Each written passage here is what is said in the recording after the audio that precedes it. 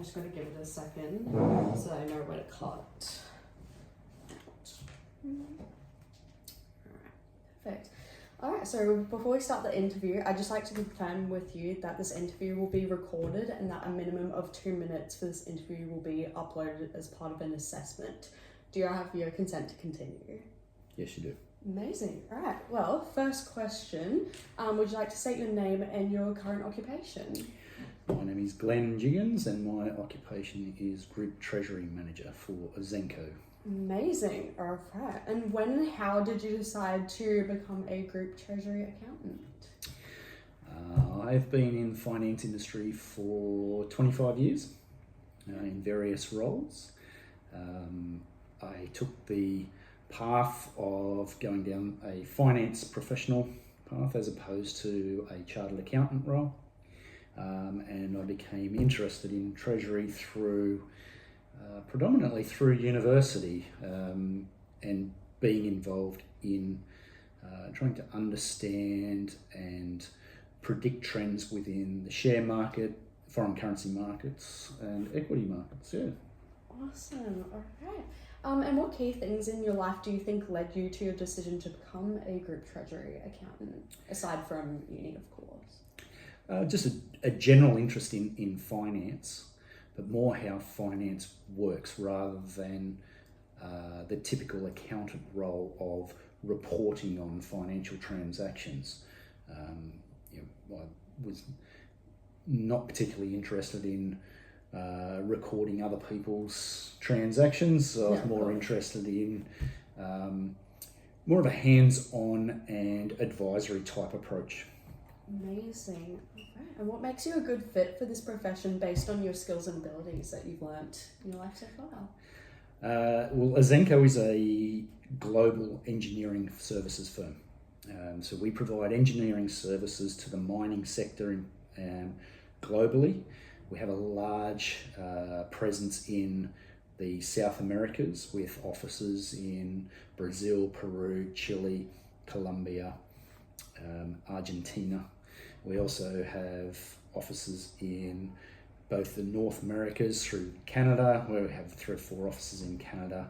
We have offices in the States and we're also in Mexico.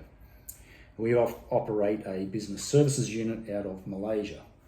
So we have a number of transactions globally that obviously involve the transfer of funds between different countries. Contracts are in multiple currencies. There is a big need for the company to manage the way in which it moves its cash around, primarily because moving currency from one country to another involves exchange rates. Exchange rate risk could lead to significant costs. When you're talking about the size and the volume of the transactions that we do, small changes in the currency rates can have a big impact on whether or not you're making or losing money. Oh, wow. Okay, so you're definitely very knowledgeable on what you do for sure. So that's definitely a big part of definitely what makes you a good fit for the profession, of course. What is important to you about your work as well?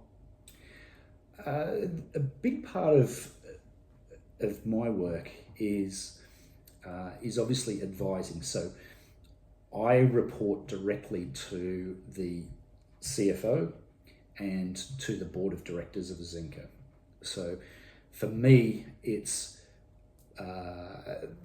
job satisfaction for me really comes from presenting opportunities to the CFO, to the board, that are then ratified, which is essentially the board and the CFO signing off and saying, hey, we believe in this strategy, this is a good thing to do, we need to implement that. And then putting that in place and seeing that it works. For me, that's the biggest accolade that you can get, is turning your knowledge into strategy, having that strategy being accepted by obviously the decision makers of the ultimate decision makers of the company, and then putting that in place and seeing that it works. Yeah. So That's Amazing. definitely the biggest Amazing. interest factor that I have in it. Yeah. What do you value most about your work, and more so, what do you find satisfying and what interests you about your work that you do?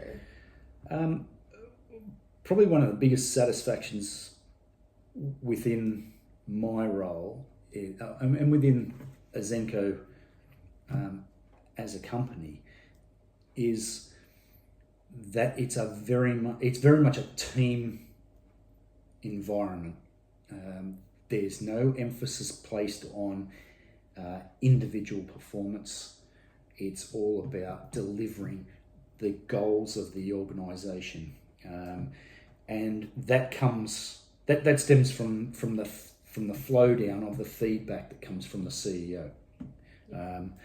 Ausenco is a big advocate for equity and diversity.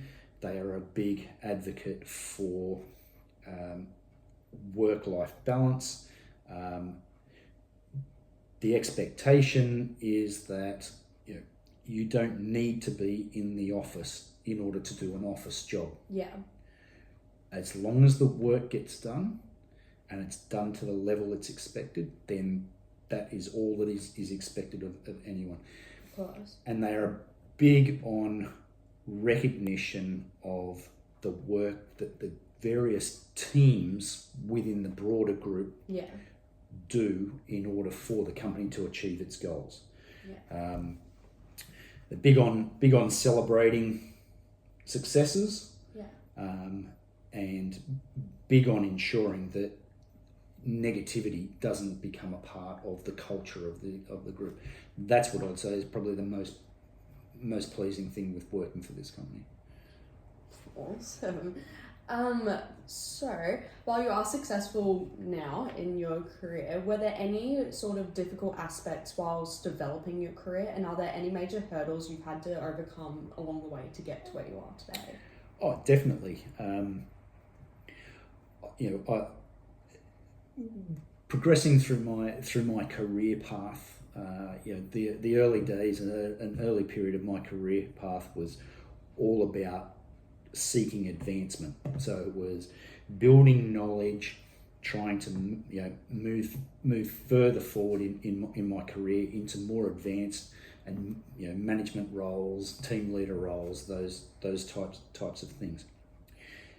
And there's been times along the way where I've questioned whether or not I've made the right decision, particularly around changing employers. Yeah. Because a lot of the time to further my career, I had to change employers. I've had to change industries in which my skill set was founded in order to be able to advance. Yeah. And there's definitely been times. I had a period where I had a very difficult CFO that I reported to. That made work. There was no work-life balance. Yeah. There was no recognition for the effort that was put in by people. It was their way or no way. You would present your strategies, you would present your ideas, and your ideas would be talked down. And that may a lot of the time that purely came from poor direction. Yeah. And leadership, very poor leadership. Probably the most recent one, my role prior to this particular role, I was working for a development manager who, through the global financial crisis, and no fault of their own, so to speak, just found themselves in serious financial trouble. Yeah. The writing was on the wall that things weren't going well. There was a management takeout by a major shareholder, and basically my role became